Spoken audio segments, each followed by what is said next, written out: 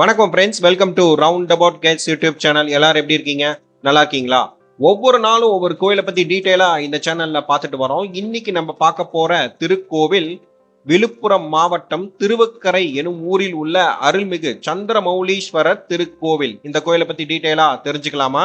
மூலவர் மும்முக லிங்கமாக காட்சி தருகிறார். இது வேறு எங்கும் காண முடியாத அற்புத திருக்காட்சி ஆகும். காளி கோவிலின் எதிரில் மேற்கே ஆத்மலிங்கம் உள்ளது. இது கண்டலிங்கம் என்றும் அழைக்கப்படும். இதை வக்ராசுரன் பூஜித்துள்ளான். இந்த லிங்கம் கோடை காலங்களில் குளிர்ச்சியாக இருக்கும். மழை காலங்களில் லிங்கத்தின் மேல் பகுதியில் முத்து முத்தாக நீர்த்துளிகள் காணப்படும்.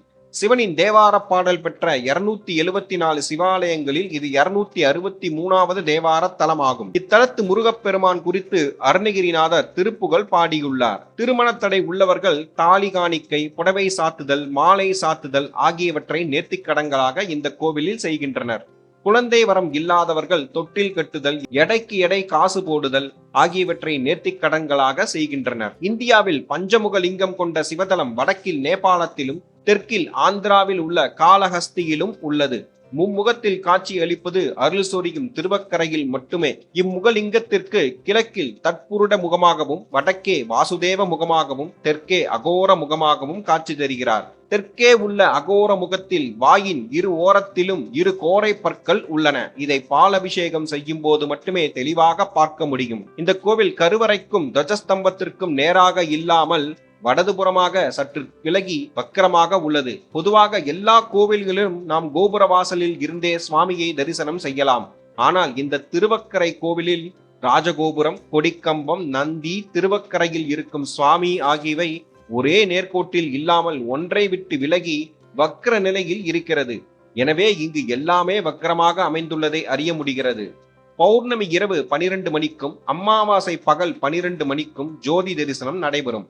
வக்ரகாளியம்மனுக்கு ஜோதி தரிசனம் காட்டும் போது லட்சக்கணக்கான பக்தர்கள் கோவிலில் கூடுகிறார்கள். வக்ரகாளியம்மன் சன்னதியின் கோபுர மண்டபத்திற்கு மேல் சூடம் ஏற்றுவார்கள். அந்த தீபத்தை தரிசனம் காண்பது இத்தலத்தின் முக்கிய விசேஷம். வக்ரகாளியின் இடது பாகத்தில் ஆதிசங்கரால் பிரதிஷ்டை செய்யப்பட்ட ஸ்ரீ சக்கரம் உள்ளது. வரதராஜ பெருமாளுக்கு பிரயோக சக்கரம் வழக்கப்படி இருக்காமல் சக்கரத்தின் அமைப்பு மாறி இருக்கும். குண்டலினி சித்தர் இங்கு ஜீவசமாதி அடைந்துள்ளார். இங்கு அவரின் சமாதி கோவிலுக்குள்ளேயே உள்ளது. வக்ரகாளியின் வலது காதில் சிசு, அதாவது குழந்தை குண்டலமாக உள்ளது. வக்ரகாளி இங்கு சாந்தஸ்வரூபியாக அருள்பாலிக்கிறாள். பொதுவாக எல்லா கோவில்களிலும் சனி பகவான் வாகனமான காகம் அவருக்கு வலதுபுறமாக இருப்பது வழக்கம். ஆனால் இங்கு வழக்கத்திற்கு மாறாக சனி பகவானுடைய இடதுபுறத்தில் அமைந்து வக்கரமாக காட்சி தருகிறது. அந்த வக்கர சனியை வணங்குபவர்களுக்கு துன்பம் நீங்கும், இன்பம் பொங்கும். கிமு 756 கட்டப்பட்ட கோவில் இது.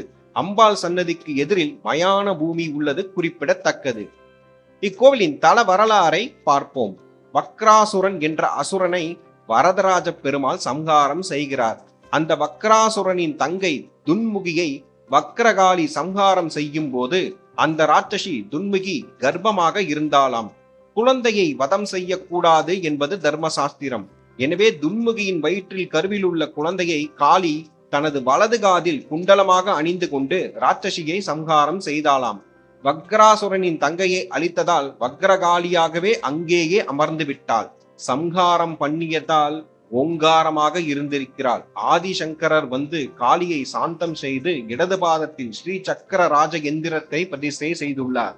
ராகு, கேது கிரகங்களுக்கு அதிதேவதை காளி என்பதால் வலதுபுறம் 5, இடதுபுறம் 4 என்ற கணக்கின்படி சுற்றி வர வேண்டும் என்பது ஐதீகம். வக்ரகாளி சன்னதியினால் தான் இத்திருத்தலம் தற்போது பலருக்கும் தெரிந்திருக்கிறது. இத்தலம் புகழ்பெற காரணமே இந்த வக்ரகாளி அம்மனே ஆகும். வக்ரசாந்தி திருத்தலம் என்று இத்தலத்திற்கு பெயர்.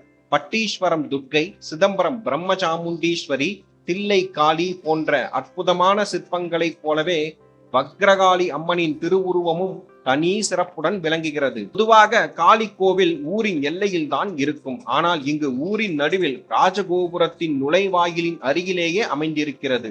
வக்ரகாளியின் திருவுருவம் பிரமிப்பாக இருக்கிறது. சுடர்விட்ட பரவும் தீக்கங்குகளை பின்னணியாக கொண்ட தலை, மண்டை ஓட்டு கிரீடம், வலது காதில் சிசுவின் பிரேத குண்டலம், 8 திருத்தலங்கள், வலப்புற கைகளில் பாசம், சக்கரம், வாள், காட்டேரி, கபாலம், பகைவர்களின் தலைகளையே மாலையாக தொடுத்து அந்த தலை மாலையையே மார்பு கச்சாக இடது தோளில் இருந்து இறங்கி கீழே தொங்கும் வகையில் சென்று முடிகின்றது. முண்ட மாலையினை அவள் முப்பிரி நூலாக அணிந்திருக்கிறாள்.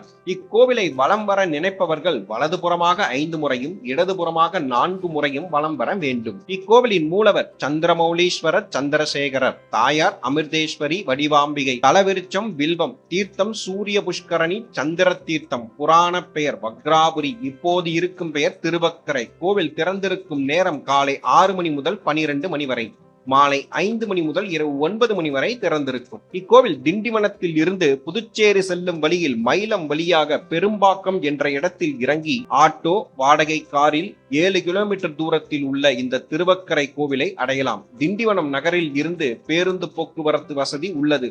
பொதுவாக திருவக்கரையில் உள்ள இந்த கோவிலுக்கு வாடகை காரில் சென்று வருவதே எளிதாக இருக்கும். அருகிலுள்ள ரயில் நிலையம் திண்டிவனம், அருகிலுள்ள விமான நிலையம் சென்னை.